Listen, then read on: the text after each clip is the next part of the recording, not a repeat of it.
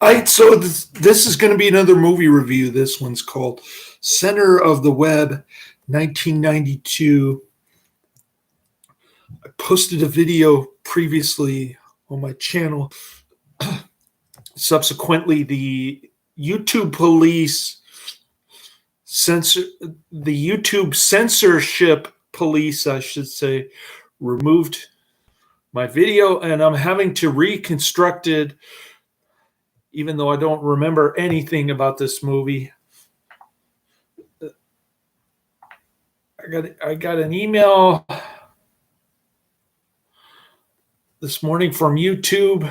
YouTube removed your content. Hi, Avarice Ichiban. Our team has removed your content, and unfortunately, we think it violates our medical misinformation policy. We've removed the following content from YouTube. Center of the Web 1992 movie review. Of course, I appealed. We know that this might be disappointing, but it's important to us that YouTube is a safe place for all. If they do this again, I'm moving my channel to Rumble. If content breaks our rules, we remove it.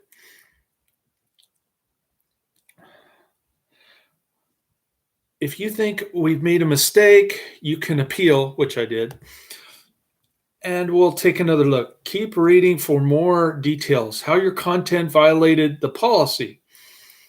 YouTube doesn't allow claims about COVID-19 vaccinations. Let that sink in. That contradict expert consensus. Think about that again. From local health authorities. Again, let it sink in. Or the World Health Organization, WHO. Those are 4 whoppers right there. I'll just let you think about it. I'm not even going to comment on that. It speaks for itself. Anyway, this is another AIP flick with Tony Curtis, Charles Napier.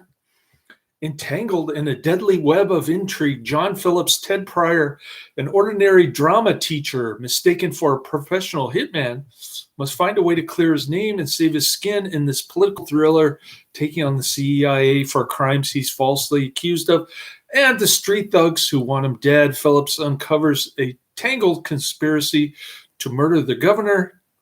Tony Curtis, Robert Davi, and Charlene Tilton co-star.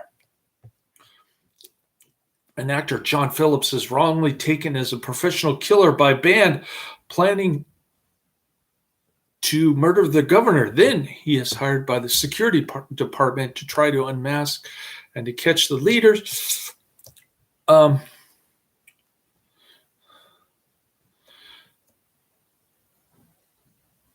I can say is that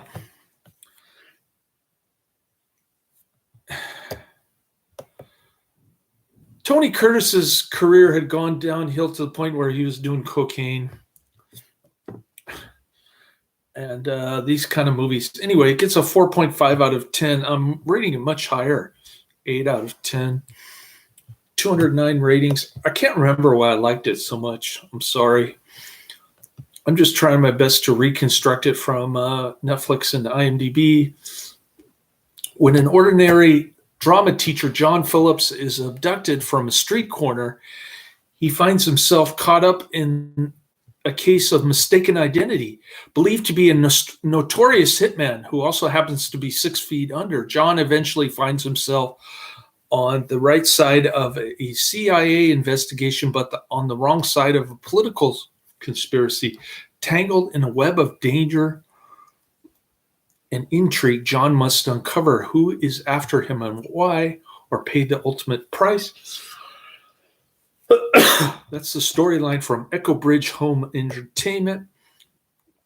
It's an R rating. It's an action, crime, drama, thriller. John Phillips, quote, "If that was good of an actor, I wouldn't be teaching to make a living." All right, featured review. This is coming from Tarbosh 22,000? October 9th, 2010. Get caught in the web tonight. John Phillips Pryor is just a simple acting teacher. When he is mistaken for a Hyde killer by some bad guys, as conspiracy begins to unfold, it seems there are a group of people planning to assassinate the governor of Alabama. We are able to place that together because this AIP production, like Raw Nerve 1991, was shot in Alabama. And the local paper, the City Press, announced there was going to be a governor's convention on its front page. Phillips is confused, and even more so when Justice Department agent Richard Morgan Davey wants him to continue playing the part of John Logan so he can ensnare the rest of the nefarious organization and prevent the assassination. Add to that Philip's lawyer girlfriend, Catherine Tilton, who's trying to help him, but gets swept up in the confusion, especially when Alessandro Hopkins is popping around wanting answers. And where do Stephen Moore's Curtis' true loyalties lie? Needless to say, there are many, many twists and turns, and you don't know who is double-crossing who. Sure, a lot of it doesn't make much sense, but who is monitoring this very closely? It appears that Center of the Web was one of AIP's attempts at striving for better. They were obviously trying to move away from junkiness and do something a little classier. For the most part, we would say they were successful if the goal was something less silly. But is that what people really want? The weirdest thing about this AIP film was its pacing. It seemed weird and offbeat, perhaps not on purpose, hard to say, but all the usual suspects, the Pryor family and the Winters family, in the making of the film, seemed to look to Hitchcock for inspiration. The Wrong Man, 1956, and Topaz, 1969 in particular. I'm sure you could imagine AIP does Hitchcock, and here it is. Tony Curtis is here for some reason, and the main thrust of his character is he compares people to pigeons and always wears black gloves and a huge belt buckle. The large-faced Pryor as the main character, John Phillips. It always seems like the other characters in the movie leave out the word Sousa when referring to him.